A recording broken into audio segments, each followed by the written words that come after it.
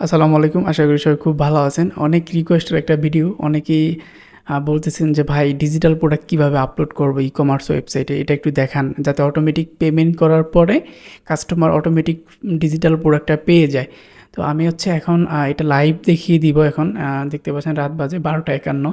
আমি লাইভ দেখাচ্ছি। মনে করেন যে এটা হচ্ছে আমাদের একটা ওয়েবসাইট। এখানে হচ্ছে আমরা বিভিন্ন ধরনের স্ক্রিপ্ট, টেমপ্লেট, এলিমেন্টের টেমপ্লেট বা কার্ডফ্লো ল্যান্ডিং পেজের ডিজাইনগুলো সেল করি। তো আমরা হচ্ছে এখানে একটা আমাদের এটা একটা ই-কমার্স সাইট। তো আপনারা আপনাদের যে কোনো ই-কমার্স ওয়েবসাইটই থাকতে পারে। জাস্ট হচ্ছে আপনি প্রোডাক্ট থেকে অ্যাড নিউ প্রোডাক্টে আসবেন, ঠিক আছে? ডিজিটাল প্রোডাক্ট অ্যাড করার ক্ষেত্রে যেটা করবেন আপনারা, যেই জিনিসটা আপনি বিক্রি করবেন সেটা জিপ ফাইল আকারে আপনারা ওয়ার্ডপ্রেসে মিডিয়াতে আপলোড করে রাখবেন, ঠিক আছে? তো আমি হচ্ছে প্রোডাক্টের নাম দিলাম যে এটা টেস্ট প্রোডাক্ট, টেস্ট প্রোডাক্ট নাম দিলাম। আর এখান থেকে একটা ডেসক্রিপশন আমি হচ্ছে কপি করে এখানে বসিয়ে দিচ্ছি। জাস্ট হচ্ছে একটু বোঝানোর স্বার্থে জাস্ট এতটুকু কপি করলাম, এখানে বসিয়ে দিলাম। আর এখানে হচ্ছে প্রোডাক্ট ইমেজ। এই প্রোডাক্ট ইমেজে ক্লিক করে মিডিয়া লাইব্রেরিতে গেলে আপনাদের যত মিডিয়া আগে আপলোড করা ছিল, ইমেজ বা রিসোর্স, সেগুলো দেখাবে। এখান থেকে যদি যেটা প্রয়োজন হয় সেটা সিলেক্ট করে দিবেন, অথবা আপলোড ফাইলে গিয়ে সিলেক্ট ফাইলে গিয়ে আপনারা হচ্ছে মানে এটা হচ্ছে আমাদের মিডিয়া, এটা আমরা এভাবে আপলোড করে দিলাম। তো প্রোডাক্টের যেই ইমেজটা সেটা অবশ্যই আপলোড করতে হবে ভালোভাবে। কারণ মনে করেন যে হচ্ছে এটা হচ্ছে প্রোডাক্টের ইমেজ, এটা আপলোড ভালোভাবে না করলে তো দেখা যাবে না। আমি এটা আপলোড করে নিলাম, এটা সবাই জানে, আমি জানি। আর তারপর হচ্ছে এখানে প্রোডাক্টের ট্যাগ দিতে পারেন। গুগলে র্যাঙ্ক করার জন্য অনেক ট্যাগ ইউজ করে, যাতে হচ্ছে এসইও ফ্রেন্ডলি প্রোডাক্ট আপলোড বলে। তো এটা ট্যাগ দিতে পারেন চাইলে আপনারা। যেমন আমি এটা দিয়ে দিলাম যে ডিজিটাল প্রোডাক্ট, এটা ট্যাগ দিয়ে দিলাম, এটা ট্যাগ হয়ে গেছে। আর প্রোডাক্ট ক্যাটাগরি এখানে আমি এটা দিলাম যে এটা হচ্ছে পিএইচপি স্ক্রিপ্ট, ঠিক আছে? তো এখানে প্রোডাক্টের গ্যালারি ইমেজ বসাতে পারেন। তো গ্যালারি ইমেজ মানে কি, যে আসে না একটা একটা প্রোডাক্টের অনেকগুলো পিকচার থাকে, স্লাইড হয়ে শো হয়, এই ব্যাপারগুলো আর কি। এটা দিলেও হবে, না দিলে হবে, এটা আপনার ইচ্ছা আর কি। নিচে আরও অনেক অপশন আছে, এগুলো আমাদের দরকার নেই। আমাদের মেইন অপশন হচ্ছে আমরা প্রোডাক্ট ডাটাতে চলে আসবো। প্রোডাক্ট ডাটা এখানে এসে যেরকম আছে এরকম থাকবে। জাস্ট ভার্চুয়ালে ক্লিক করব, ডাউনলোডেবলে ক্লিক করব। ক্লিক করলে আমাদের মাঝে জিনিসগুলো এরকমভাবে ওপেন হবে। তো আমরা এখানে রেগুলার প্রাইস দিলাম হচ্ছে 100 টাকা, এবং সেল প্রাইস দিব হচ্ছে 10 টাকা, ঠিক আছে? তো তারপর হচ্ছে ডাউনলোডেবল ফাইল। এখানে হচ্ছে ফাইল অ্যাড করতে হবে, যে ইউজার যখন পেমেন্ট করে পেমেন্ট করবে, প্রোডাক্টটা বাই করার জন্য পেমেন্ট করবে, সে যাতে অটোমেটিক থ্যাংক ইউ পেজের ভিতরে ডাউনলোড বাটন পায়, যেখানে ক্লিক করলে আপনার যে ডিজিটাল প্রোডাক্টটা আছে সেটা আপলোড হয়ে যায়। অথবা আপনার যদি ইমেল সেট আপ করা থাকে ওয়েবসাইটে, যাতে হচ্ছে কাস্টমার অটোমেটিক ইমেলে ডাউনলোডেবল প্রোডাক্টটা পেয়ে যায়, ঠিক আছে? তো আমরা হচ্ছে অ্যাড ফাইলে ক্লিক করে এখানে একটা ফাইলের নাম দিতে পারি। আপনারা যে ফাইলটা দিবেন কাস্টমারদের ডিজিটাল প্রোডাক্ট, এটা নাম লিখে দিতে পারেন। আমি এটা দিলাম যে টেস্ট প্রোডাক্ট, টেস্ট প্রোডাক্ট। আর এখানে চাইলে আপনারা অনেক ধরনের ইউআরএল দিতে পারেন। আপনি হচ্ছে আপনার যে প্রোডাক্টটা আছে এটা গুগল ড্রাইভে আপলোড করে সেই প্রোডাক্টটার ইউআরএলটা এখানে দিতে পারেন, যাতে হচ্ছে, অথবা এভরিথিং যে কোনো ইউআরএল দিতে পারেন ডিজিটাল প্রোডাক্ট হিসাবে। আবার এটা পারেন যে চুজ ফাইলে ক্লিক করে আপনার যদি কোনো ফাইল থাকে সেই ফাইলটা হচ্ছে আপনি, এটা হচ্ছে আমার একটা জিপ ফাইল, ঠিক আছে?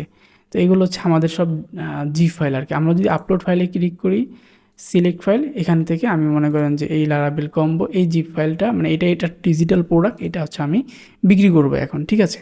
তো যার জন্য আমাকে হচ্ছে এই জিপ ফাইলটা আপলোড করতে হবে। আর একটা কথা মনে রাখবেন, আপনারা ডিজিটাল প্রোডাক্ট আপলোড বিক্রি করার ক্ষেত্রে চেষ্টা করবেন যে ফাইলগুলো থাকে সেগুলো জিপ আকারে আপলোড করতে ওয়ার্ডপ্রেসে।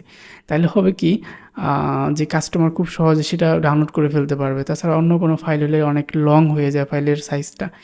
আবার হচ্ছে ওয়ার্ডপ্রেসের কিছু পিএইচপি ভার্সন আছে, এগুলো এক্সটেনশন এনাবেল করা লাগে অন্য ভার্সনে যদি মিডিয়াগুলো বা রিসোর্সগুলো আপলোড করতে হয়। তো চেষ্টা করবেন যাই বিক্রি করেন যাতে সেটা হচ্ছে এই জিপ আকারে আপলোড করবেন আর কি মিডিয়াতে। তো আমরা আপলোড করে দিয়েছি। এখন জাস্ট ইনসার্ট ফাইল ইউআরএলে ক্লিক করলে আমার এখানে একটা ফাইল ইউআরএল ক্রিয়েট হয়ে গেছে অটোমেটিক, দেখতে পাচ্ছেন? এখন এখানে হচ্ছে এভাবে চাইলে আপনারা অনেকগুলো দেখেছে, আপনি একটা ডিজিটাল প্রোডাক্ট বিক্রি করতেছেন যেটার অনেকগুলো ভার্সন আছে বা অনেকগুলো রিসোর্স আছে, আপনি চাইলে এইভাবে আলাদাভাবে এইভাবে অ্যাড করতে পারেন। যত ইচ্ছে তত অ্যাড করতে পারবেন আর কি, ঠিক আছে? আর এখানে হচ্ছে ডাউনলোড লিমিট, আপনার একটা ইউজার বা একটা কাস্টমার সর্বোচ্চ কতবার এখান থেকে মানে প্রোডাক্টটা ডাউনলোড করতে পারবে। ঠিক আছে, এটা এখানে আপনি লিমিট দিয়ে দেবেন। আমি লিমিট দিয়ে দিলাম যে এখান থেকে সে 3বার করতে পারবে। ডাউনলোড এক্সপায়ার, আপনি চাইলে এখানে ডাউনলোড এক্সপায়ার দিতে পারেন যে কতদিন পর এই লিঙ্কটা মানে আর কাজ করবে না। আমি এখানে দিয়ে দিলাম যে 2 দিন। হ্যাঁ, 2 দিন পরে এই যে লিঙ্কটা থাকবে এই লিঙ্কটা আর কাজ করবে না। হ্যাঁ, মানে সে আর ডাউনলোড করতে পারবে না সেই ইউজার। এবং এখানে ট্যাক্স স্ট্যাটাস আছে, এগুলো কিছু দরকার নেই, এটা যেরকম আছে জাস্ট এরকম থাকবে তাহলেই হবে। তো এরকম থাকবে তাহলেই হবে। আর একটা জিনিস দেখেন, এখানে হচ্ছে প্রোডাক্টের শর্ট ডেসক্রিপশন, এইভাবে চাইলে শর্ট ডেসক্রিপশন আপনারা এখানে দিতে পারেন। হ্যাঁ, এই যে এটা হচ্ছে প্রোডাক্টের শর্ট ডেসক্রিপশন, যেটা হচ্ছে এই যে এরকম এটার মতন। হ্যাঁ, এই যে এখানে শো হচ্ছে না, এরকমভাবে শো হবে। তো আপনাদের সাইটের একটু মানে ভিউটা একটু অন্যরকম হতে পারে, এটা যার সাইট যেরকম ডিজাইনের করা তেমন দেখাবে। জাস্ট এভাবে ডিজিটাল প্রোডাক্টে আপলোড করবেন। আপলোড করার পর জাস্ট হচ্ছে আমি এখানে পাবলিশ করে দিব। আরেকটা কথা, এখানে ইউআরএল একটা ব্যাপার আছে, আচ্ছা আমি এটা দেখাচ্ছি। একটা জিনিস দেখেন, এখানে আমি যদি এডিটে ক্লিক করি, আমি চাইলে এই প্রোডাক্টের ইউআরএলটা আমার মন মতন মানে করতে পারবো, মানে চেঞ্জ করতে পারবো। হ্যাঁ, তো এটা আমি করছি না, যেরকম আছে থাক। আমি জাস্ট হচ্ছে এই প্রোডাক্টের উপর ক্লিক করি, ইউআরএল উপর, তাহলে আমার প্রোডাক্টটা চলে আসবে। এই দেখতে পাচ্ছেন টেস্ট প্রোডাক্ট। হ্যাঁ, এই যে আমরা ডিসক্রিপশন দিয়েছিলাম, সব ঠিকঠাক। এখন আমি জাস্ট এটা পেমেন্ট করে কিনে দেখাবো। হ্যাঁ, আমরা হচ্ছে এই লিঙ্কটা হচ্ছে আমরা কপি করলাম। কপি করার পরে আমরা এখান থেকে আমি হচ্ছে এটা অ্যাড টু কার্ট ক্লিক করব। এই সেম জিনিসটাই কিনে দেখাবো অন্য একটা ইউআরএল দিয়া। এটা হচ্ছে কোনো প্রকার অ্যাকাউন্ট করা ছাড়া। আমি এখানে নেম দিয়ে দিলাম হচ্ছে ডেমো, লাস্ট নাম দিয়ে দিলাম যে হচ্ছে, এটাও দিয়ে দিলাম যে অ্যাডমিন। হ্যাঁ, কান্ট্রি বাংলাদেশ, ফোন নাম্বার এখানে একটা ফ্যাক ফোন নাম্বার দিয়ে দিই, 456789101। এখানে একটা অ্যাডমিন, আপনারা একটা ইমেল দিয়ে দিবেন। আমি হচ্ছে একটা ডেমো ইমেল দিয়ে দিলাম। তো তারপরে হচ্ছে এখানে আমাদের 2টা পেমেন্ট গেটওয়ে আছে, আমি বিকাশ পেমেন্ট সিলেক্ট করে নিই এবং এখানে এগুলা মার্ক করে দিয়ে প্লেস অর্ডারে ক্লিক করব। ক্লিক করার পরে সেমভাবে হচ্ছে এখানে হচ্ছে আমার যে নাম্বারটা আছে নাম্বারটা আমরা দিয়ে নিই। তবে চেষ্টা করবেন চেকআউট ফর্মে বিকাশ নাম্বারটা দেওয়ার, তাহলে এখানে অটোমেটিক ক্যাচ করে নেবে। সেমভাবে হচ্ছে এখন যদি আমরা আমাদের ইউআরএলটা, সরি আমাদের ইয়াটা কি বলে, এই আমাদের কোডটা আর কি, আমাদের যে নাম্বার আছে নাম্বারে কোড আসবে, কোডটা হচ্ছে আমরা দিয়ে নিই। কোডটা দেওয়ার পরে আমরা হচ্ছে পাসওয়ার্ড দিব। পাসওয়ার্ড দেওয়ার পরে কনফার্মে ক্লিক করব। পেমেন্ট সাকসেসফুল হয়ে গেলে আশা করি যে ফাইলটা অটোমেটিক আসলে ডাউনলোড হয়ে যাবে, বা ডাউনলোড করার চেকআউট ফর্মে অপশন পাবো। ঠিক আছে, তো এটা দ্বিতীয়বার করে দেখানো, কারণ আমি হচ্ছে ওইটা মানে আমার ইয়া থেকে দেখাইছি। এই দেখতে পাচ্ছেন এখানে এই যে ডাউনলোড লেখা আছে। হ্যাঁ, এটা অটো ডাউনলোড হয় না যদিও, এটা মানে অন্য ব্রাউজার ইউজ করলে হতো। তো এই যে টেস্ট প্রোডাক্টে যখন আমি ক্লিক করব, দেখবেন যে ফাইলটা অটোমেটিক ডাউনলোড হয়ে যায়। দেখতে পাচ্ছেন, আবার ডাউনলোড করব, এই ডাউনলোড হয়ে যায়।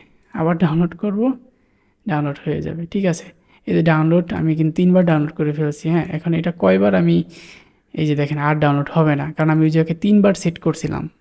তো এই ছিল আজকের ভিডিওটা। তো ভিডিওটা যদি ভালো লাগে অবশ্যই লাইক কমেন্ট সাবস্ক্রাইব করতে ভুলবেন না। আর কিভাবে এটা করতে হয় দেখাইছি। আর আমাদের যে এই যে টেমপ্লেটটা, হ্যাঁ